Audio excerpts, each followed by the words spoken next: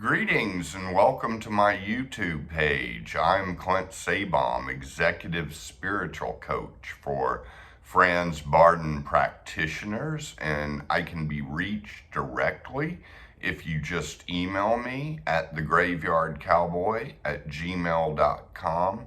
If you're interested in coaching, just email me and we can go from there to set up a Zoom session. And my prices are very affordable. So, and I also want everybody to know again that I do have a digital class out on emotional release, coming from my experience with the Sedona method. And it's a very powerful exercise, and I feel like it's very helpful. And I used it as a complement to Bardon work, and it really helped me with the elements and the strong elemental charging. And it also helped me with kind of the spirit part of our being and getting into that kind of letting go, that stillness of mind, deeper into vacancy of mind. So let you know about those two things. And today is a very interesting video. It's about levitation, and this is very exciting for me. And Bardon kind of dumps it at the end at step 10, like he does with so many higher abilities, just kind of hitting us all at the end with step 10 abilities. But levitation is one that particularly interests me. And there's two ways to do it, and I prefer personally one way better than the other, but you may be different. Each person is unique, and Bardon stresses the subjective needs of each magical student or magician in this work. And the first way to levitate is to get real charged with the air element, and to get so charged up with the air element that you get lighter and lighter and rise like a balloon. And I have not been able to do that with the air element. I didn't even feel like it was kind of strange, because getting charged with the element of air feels great, and it feels like a big relief, and it feels like it gets the electromagnetic fluid going. But getting light as a balloon seems somehow to feel like it's actually kind of physically draining in some way. Excuse me. And, so that way I didn't like as much. But you may prefer that method. You may prefer to just work on charging more with the air element and rise like a balloon. And I don't think in either of the two methods I'm presenting for levitation, there's a whole lot of danger of just jolting to the top of the room and banging your head on the ceiling. I mean, I think you're just going to rise a little bit at first, because you've kind of, got to overcome the obstacle of your weight, obviously, of gravity pulling you down on Earth. And so you've got to overcome that. And when you first overcome that, you're probably not going to overcome it a lot. You may get lighter and lighter and lighter and nullify your weight, but maybe only for, like 5 or 10 pounds. It's not going to be much. So it could be like walking on the moon. And I have had that experience of walking on the moon kind of thing. It happened actually with charging with the Akasha. And there was probably some air element mixed in with my Akasha charging, because I did feel like the prana energy coming up, and a release of tension, and basically a just balance of everything that was very light energy.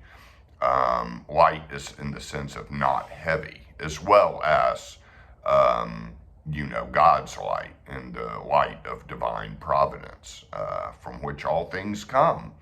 And so that did have the experience of walking on the moon. Now, the second method is the one I like the best, and I really love this method. I've only been able to achieve it once, but it's a very good method to practice, even if you don't achieve it, in my opinion.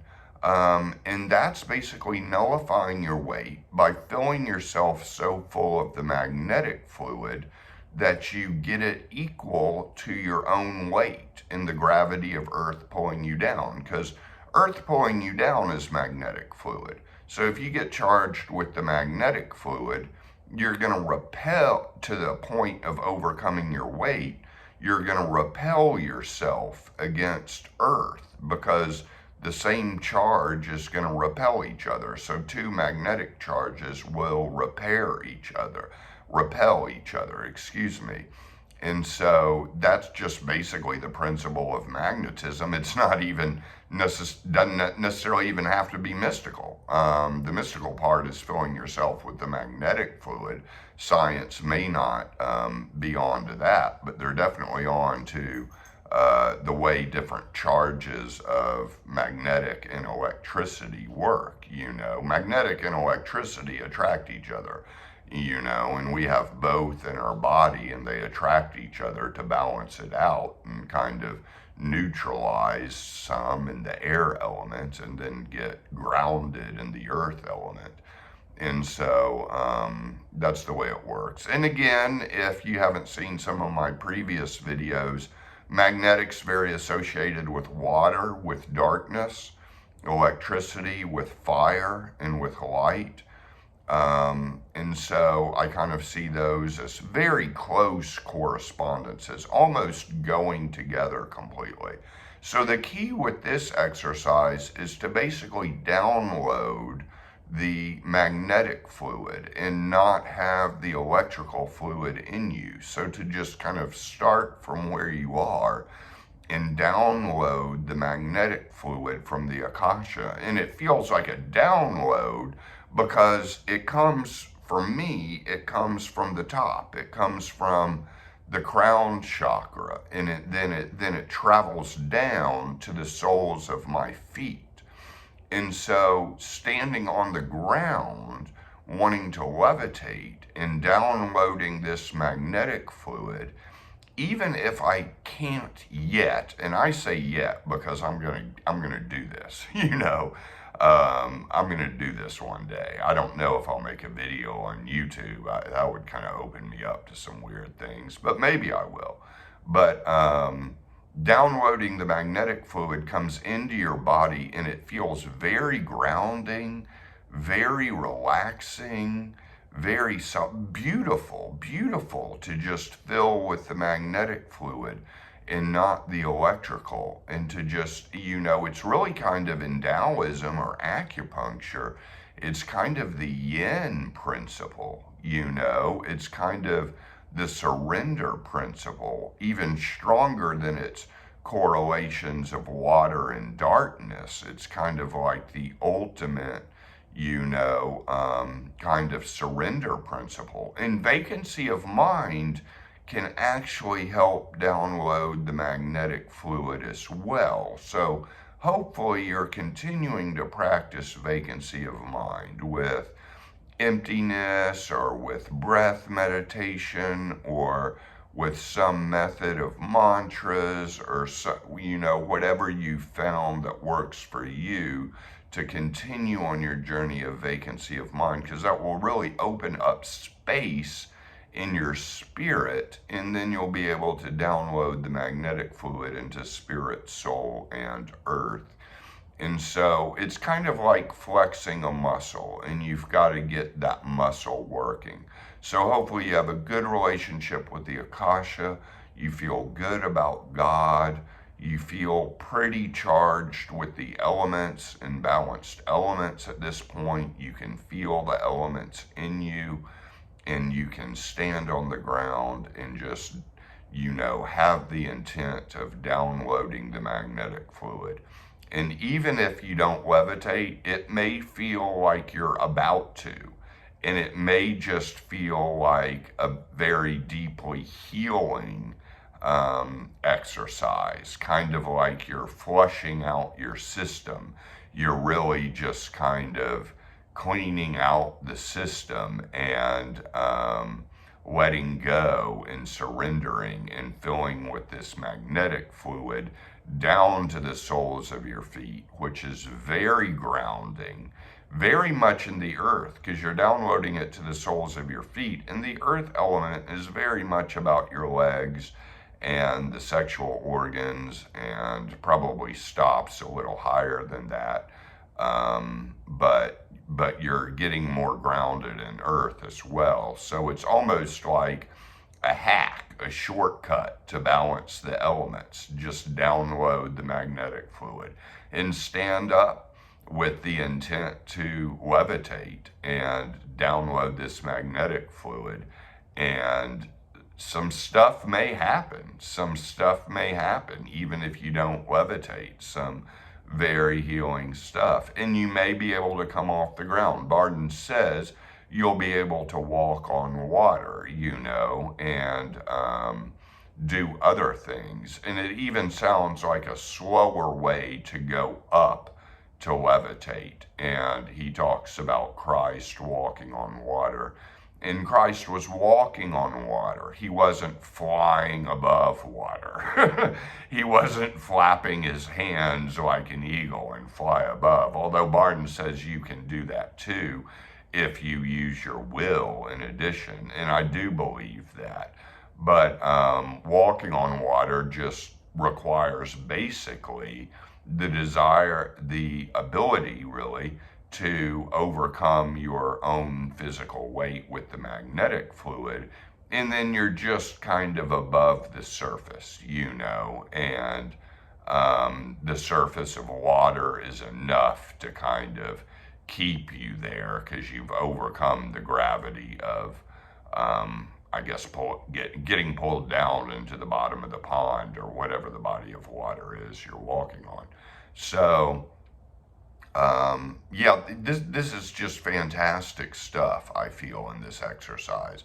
Some of the step 10 abilities I'm just kind of like maybe not so sure of. They're not as appealing to me.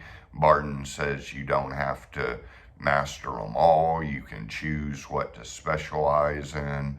But this is a very interesting step. And the other thing I want to say is there's a psychological component to being comfortable with these higher abilities. I mean, you've really got to claim it and be okay that you'll have it before you even manifest it, and there can't be too much amazement on, kind of the inflation scale, like, wow, this is unbelievable.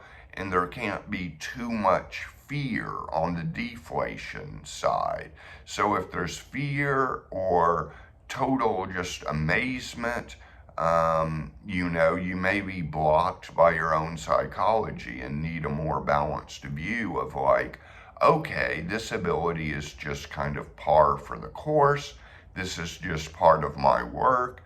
And, when I learn to levitate, I don't have to go crazy over it and start, charging for magic shows or, something like that. You can just kind of keep it to yourself and continue to work on it and, not necessarily show it off. Because Bardon is very much against showing it off. There's got to be a good reason. And it is a good reason just to train yourself. That is a very much valid reason to increase your capacity as a magician. That is a very valid reason.